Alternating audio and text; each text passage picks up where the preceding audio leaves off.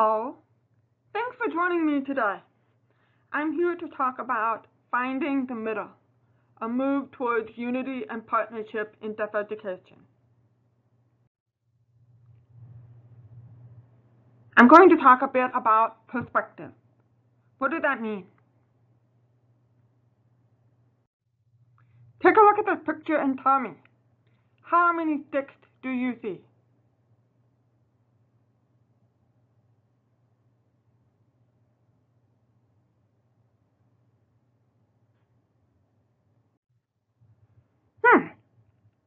One says 4, the other says 3. If you look at the left, you can see 4 squares indicating 4 sticks. However, if you look at the right side, you can see 3 ends of the stick, looking like there's 3 sticks. Who's right? Who's wrong? Perspective. That's the conundrum in deaf education. Is there a right answer? And how does this apply to us?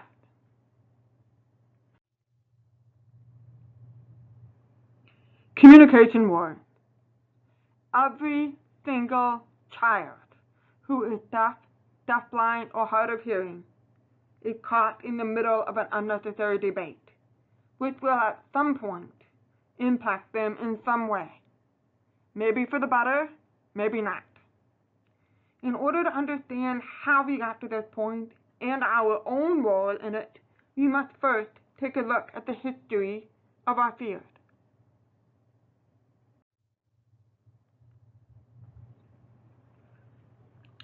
That time when we missed the opportunity to unify, a lesson from history. Our trip into history takes us back, way back, to the time of Alexander Graham Bell and Edward Minor Gallaudet, two very prominent men in the field of deafness. What we find might surprise you.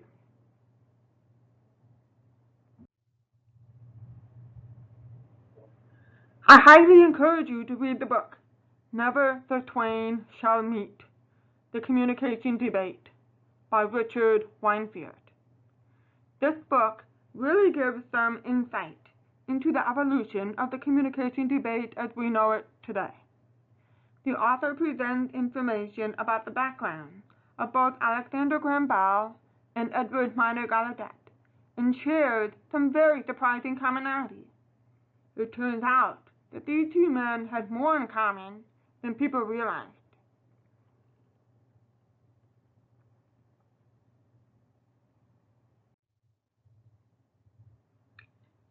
Alexander Graham Bell was a strong supporter of speech, which made sense, as his background was in elocution, or the study of formal speaking, which also focused on oration and the production of speech. His wife and mother were deaf, and he wanted to support their efforts to integrate into a hearing world. Bell was actually fluent in sign language.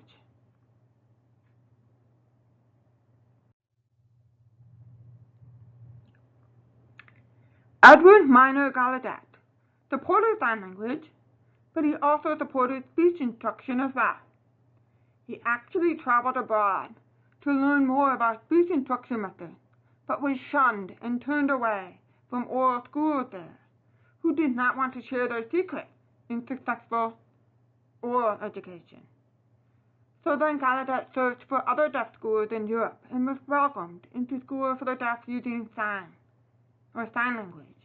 So he spent time with them, and he studied and learned from them and how they successfully educated deaf children.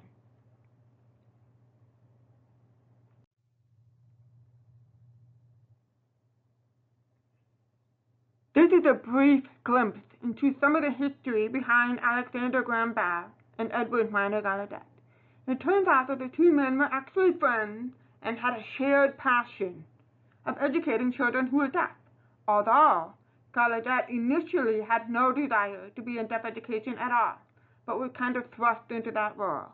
You'll have to read the book to find out more. During their time, many educators used some combination of both sign and speech in their work. Naturally, people began supporting one approach over the other, but Bell and Gallaudet attempted to remain supportive of each other, despite their differences in opinion and differing backgrounds.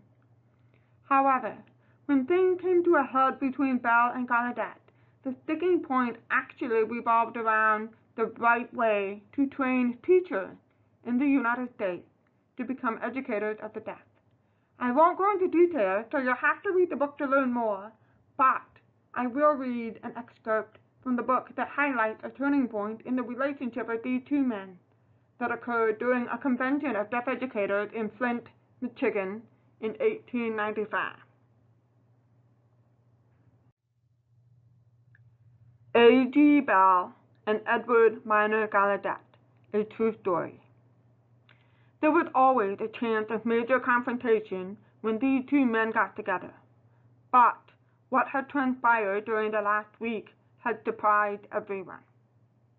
First, the leader of oral education, Alexander Graham Bell, made the standard speech emphasizing cooperation and unity.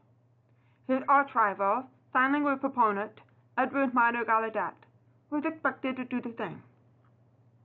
Instead, he blasted Bell and everything he stood for, stunning the convention audience by questioning Bell's honesty and integrity, and blaming him for the current schism within the field of education of deaf children.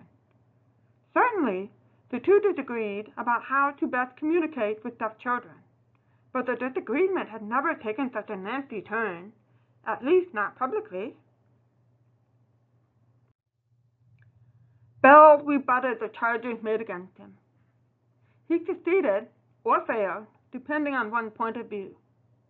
His allies, supporters of oralism, characterized his speech as inspired and delightful. Sign language proponents, however, called it lame and impotent. Thus, the stage was set for another confrontation when the delegates took their seats for the convention's last session. The convention hall was steaming when Dr. Matheson, from the Ontario School for the Deaf, rose and walked to the podium. "Let there be peace," he intoned, and motioned Bell and Gallaudet to the front. At first, neither man moved. Then, at the urging of those around them, the two men began walking toward each other. They had feuded for years, but now their relationship had hit rock bottom. How could they possibly make peace? The delegates became silent as the two men approached one another, their footsteps echoing through the hall. People in the back row stood for a better view. When Bell and Gallaudet were within arm's reach, each man, without smiling, extended his right hand. The tips of their fingers barely touched in the most frigid of handshakes. Then, without speaking, each man turned and walked away.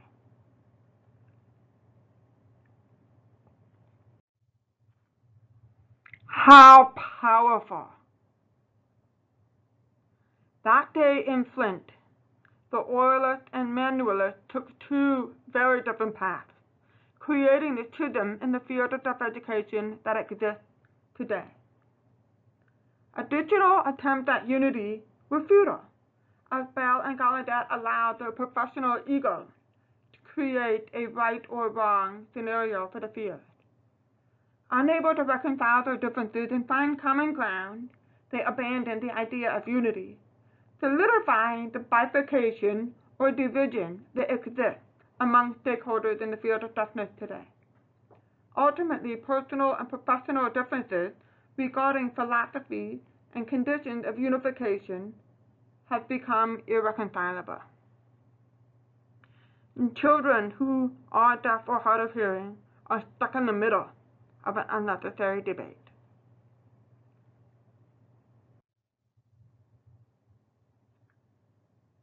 This quote was powerful for me. We've been arguing about this question for hundreds of years now, and we're at the point in the argument, I'm afraid to say, where evidence isn't changing people's minds at all. You can always find evidence to support either side of the communication debate. You can always find successful stories to support either side of the communication debate as well.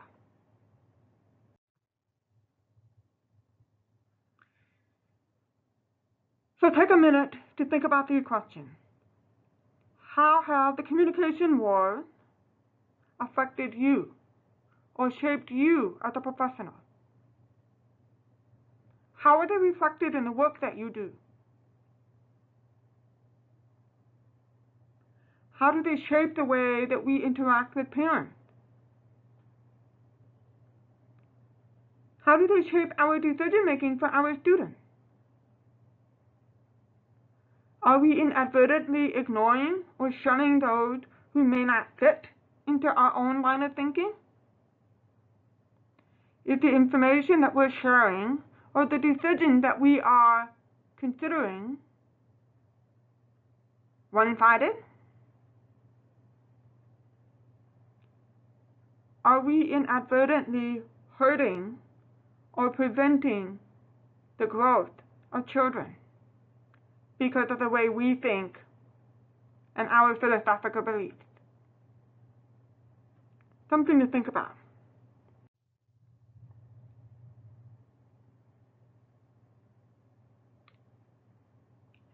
Think for a minute about your philosophy, strategies, thoughts, and beliefs about what you do and what you feel is right.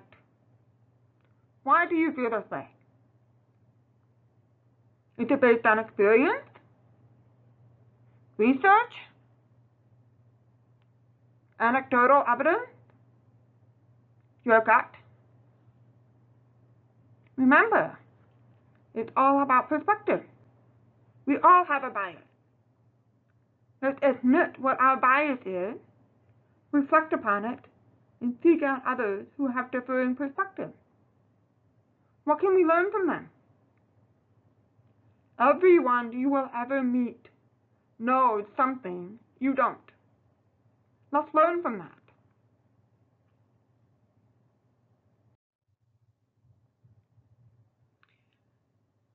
So here you see two photos of Bell and Gallaudet, facing inward and shaking hands.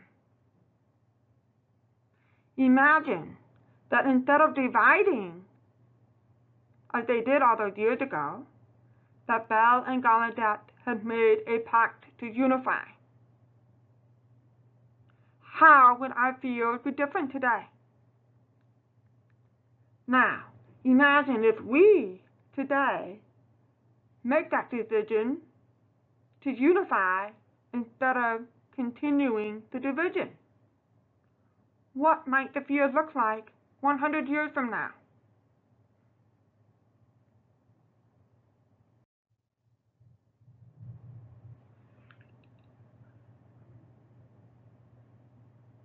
There is room for more than one truth. My experience is different than your experience. Neither of us are wrong. Bell grew up with what he knew to work, a deaf mother who spoke. Gallaudet grew up with what he knew to work, deaf parents who signed. Think about your own experiences and what has worked. How does that impact the work that you do with deaf children and their families?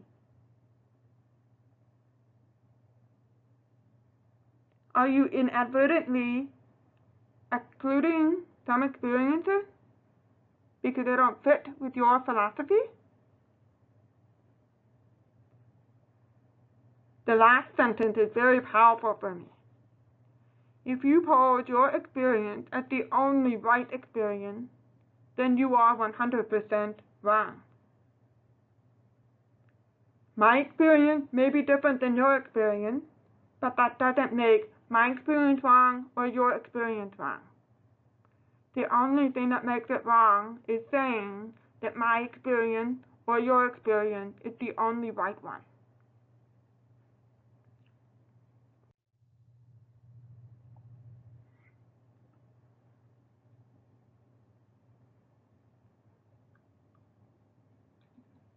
We need to reframe the discussion. Language is the priority, not modality.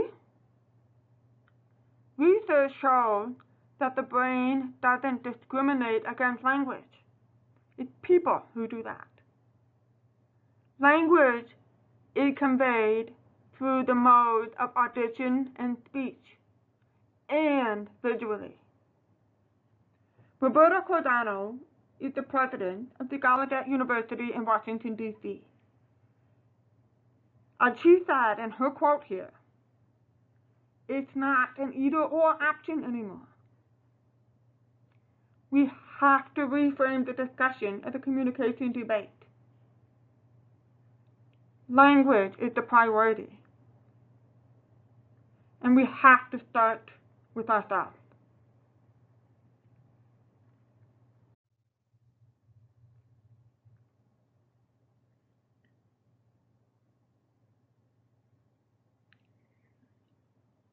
What has been most frustrating about this debate is that research has not been able to adequately determine rightness or wrongness of a particular approach. Yet, we are still expected to choose a side. Research has been able to show support for all the different approaches. Yet, we are still expected to choose a side. And this is where we get it all so very wrong. The people we serve are far too diverse to be defined in absolutes. Again, think about that word, perspective. Each of these people in this picture are looking at the same thing, but seeing two very different perspectives. Are they both wrong? Are they both right? And when we are challenged for what we believe in, it is a natural instinct to react in some way. Let's be intentional in how we react. Let's reframe the discussion. Let's reframe the reaction.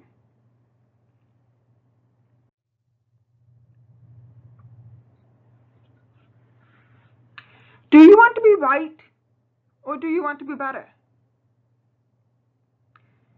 If you set yourself out to be right above all else, it will prevent you from letting other learning in. However, when you set out to be better, you see challenges as opportunities to learn and grow. Remember, everyone you will ever meet knows something you don't. The only way forward is through. Be willing to open your mind and learn something different. Maybe you'll learn something new. We do not have to change our mind, but we can still listen and learn and advocate and respect.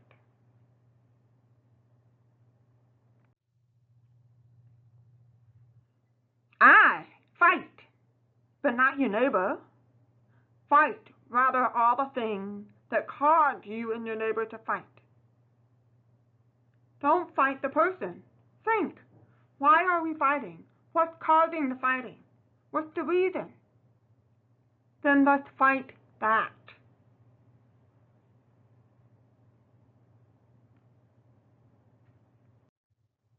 Remember this? Perspective. Let's think about how this applies to working with deaf and hard of hearing children and their families. And act.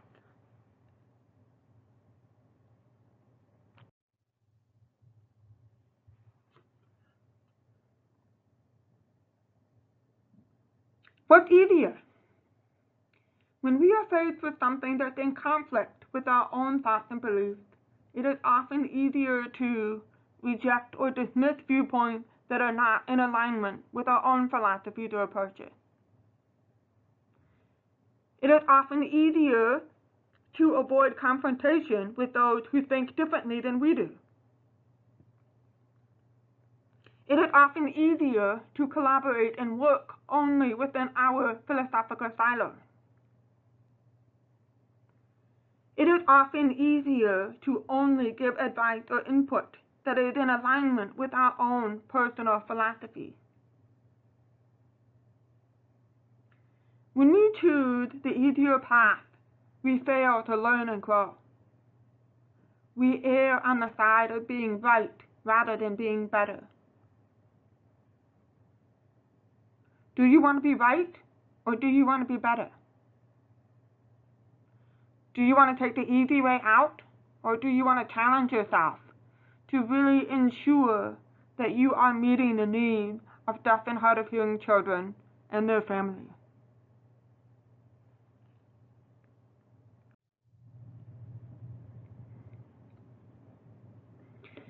It takes a conscious effort to understand and accept viewpoints that are not in alignment with our own philosophies and approaches. It takes a conscious effort to have open and honest conversations with those who think differently than we do.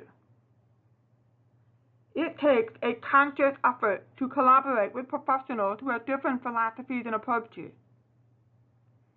It takes a conscious effort to provide advice that goes against our personal philosophy. Acceptance, collaboration, and honest discussions with others does not mean that we have to change our own beliefs and ways of doing things. Rather, we are enhancing what we already know. Only then can we become more comfortable in removing the focus from the communication debate or war and putting it where it belongs, on language for deaf and hard of hearing children.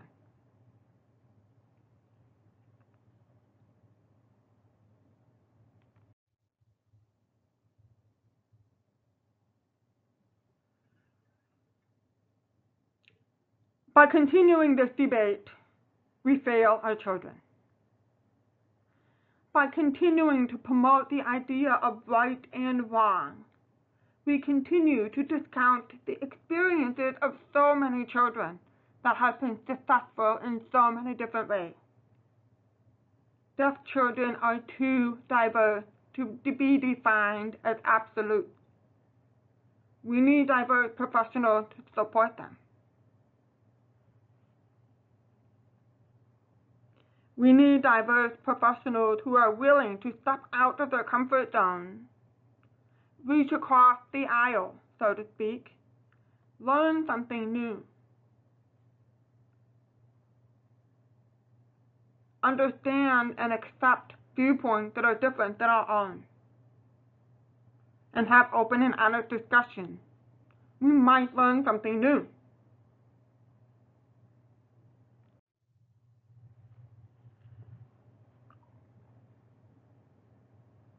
Remember, this is not about us. It's about them. Before you ask which way to go, remember where you have been. Imagine us today, here, now, changing history. Let's reunite the rift, close the gap, and re-envision the way we see our fears, the way we train our teachers, the way we approach and support students and parents. Let's move forward, and let's make the choice to unify for the benefit of the children. It's their lives that are in our hands. We owe it to them to make sure that we are open-minded and focusing on what really matters.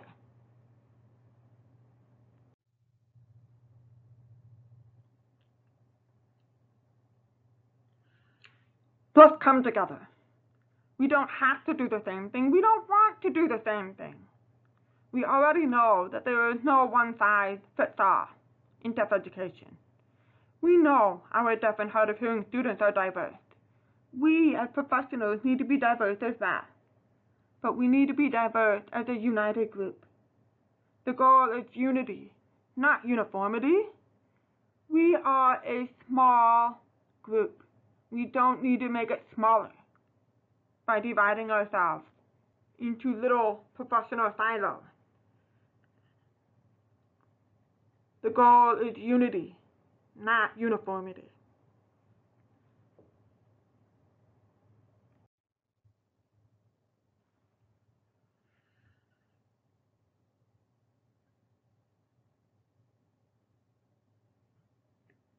We cannot rely on only one group to solve our problems within deaf education. We need the deaf community. We need parents. We need doctors. We need professionals. We need to work together toward a common goal. There is not one group that completely understands the full picture, and it is not until all perspectives are brought to the table that we can truly see the bigger picture, and therefore the solution. Let's change the narrative, starting today.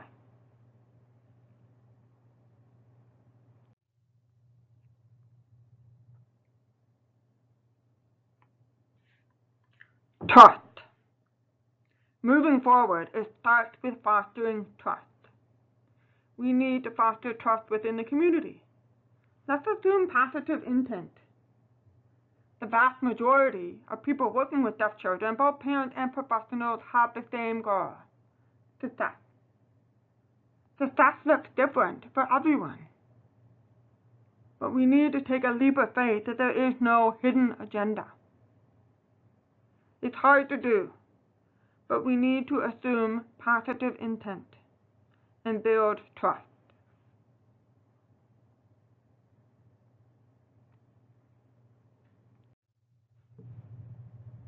This is a quote from a parent of a deaf child. I've been attacked and ridiculed for my choices with my son, and I'm on the defense with people I don't know. How can we trust if we always feel attacked? If we can't trust, we can't grow. We need to make sure that the things that we say as professionals, the things that we do as professionals, do not convey a message of attacking or a message of ridicule for families and the choices that they have made.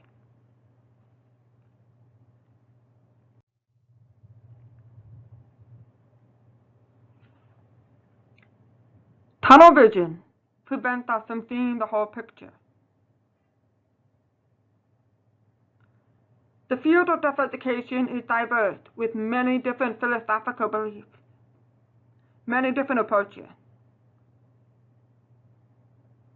However, tunnel vision prevents us from seeing the whole picture.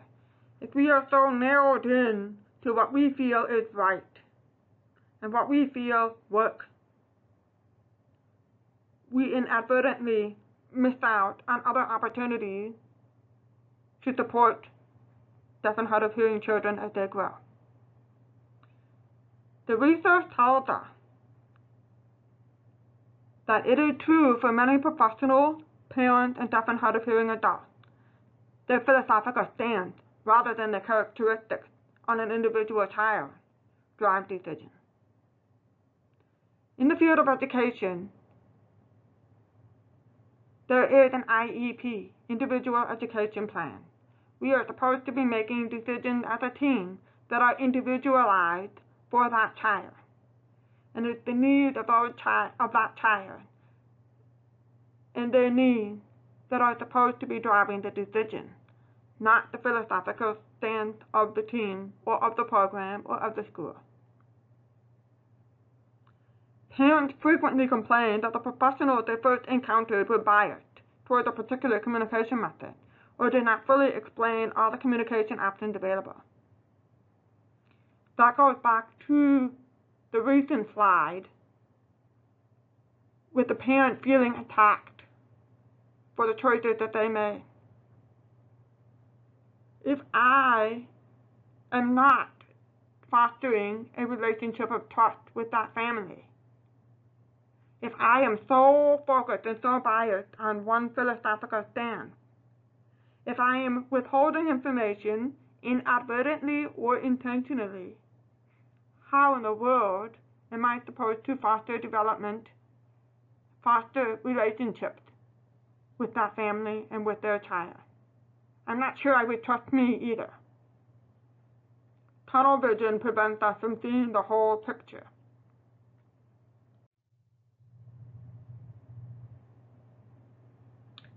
It's time to think about building bridges with our colleagues who have different philosophies, approaches, and beliefs than our own.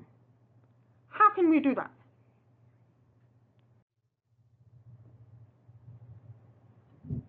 There we go. There's that word again. You can see in the picture we have the same situation of an island in the middle of the ocean with a person on the island and a person in the boat. Same situation, two different perspectives. The person on the island is thrilled to see a boat. However, the person in the boat is thrilled to see land. What are the commonalities? When we find the commonalities that exist across us, our individuality is never lost. Finding common ground leads to respect, empathy, compassion, and understanding. In the end, we all want the same thing. It is okay to see things from a different vantage point.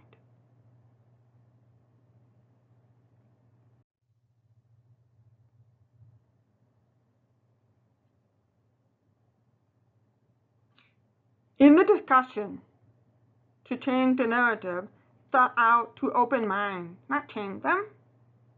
Avoid making definitive statements. It is possible for there to be more than one truth. The goal is to learn from each other and understand each other. Everything works for someone. My experience is different than your experience. The issues are far too complex to be seen as a fight between right and wrong.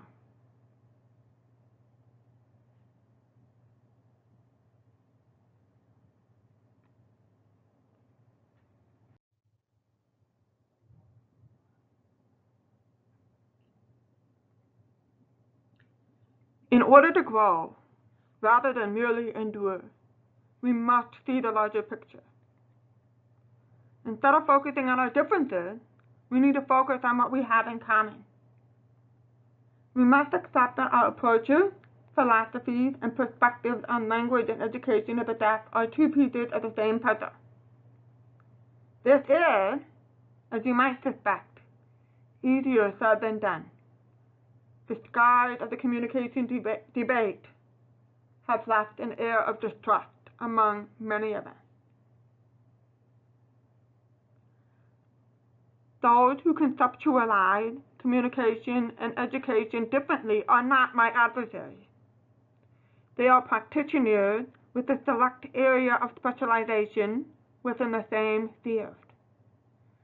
We are two pieces of the same puzzle. Think about that.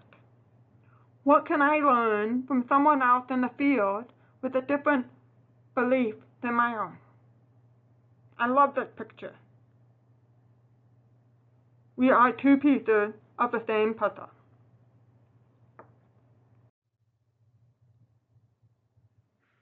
How can we do this? How can we choose to be radical? And how can we start? Consider the following.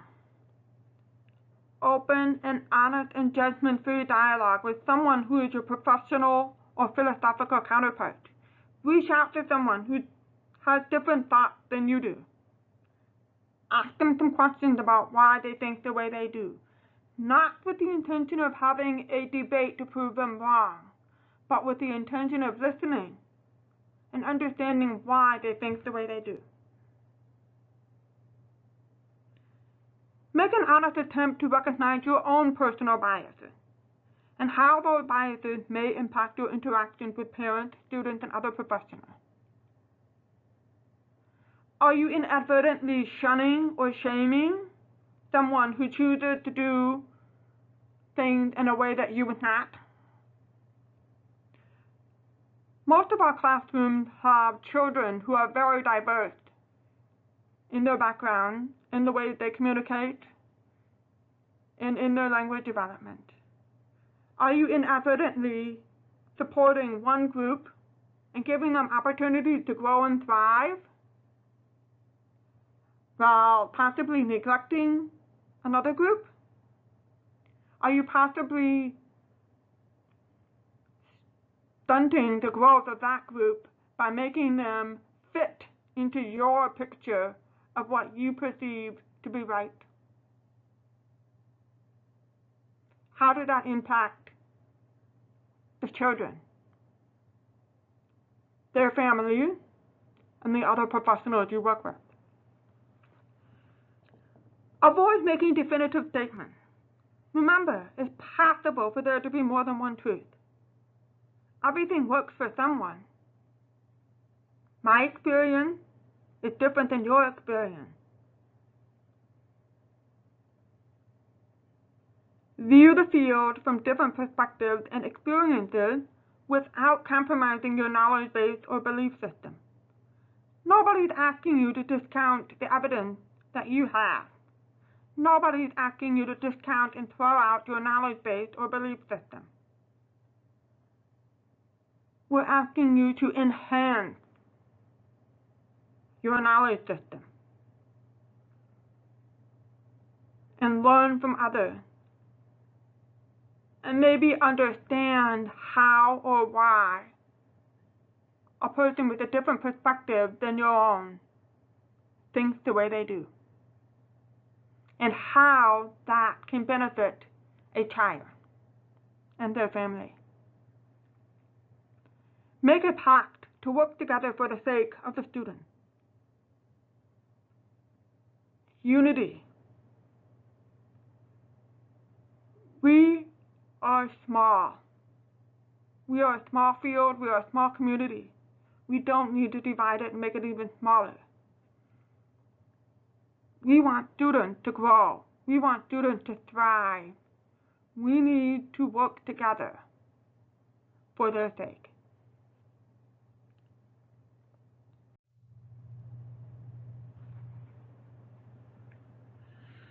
Reach out to someone and start a dialogue. Step out of your comfort zone and learn something new. Be radical in your way of thinking. Let's focus on unity, not uniformity, in deaf education. Today, I challenge each and every one of you to be a little more radical than you were yesterday.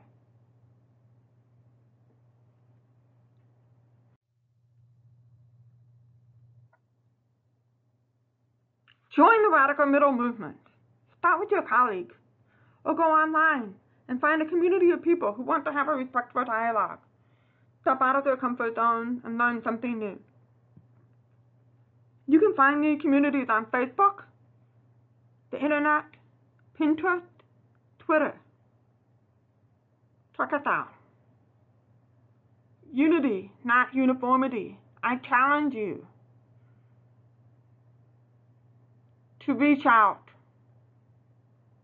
and connect with someone who has a different way of thinking than you do. See what you can learn from them and see what they can learn from you. Thank you for taking the time to listen. Have a wonderful day.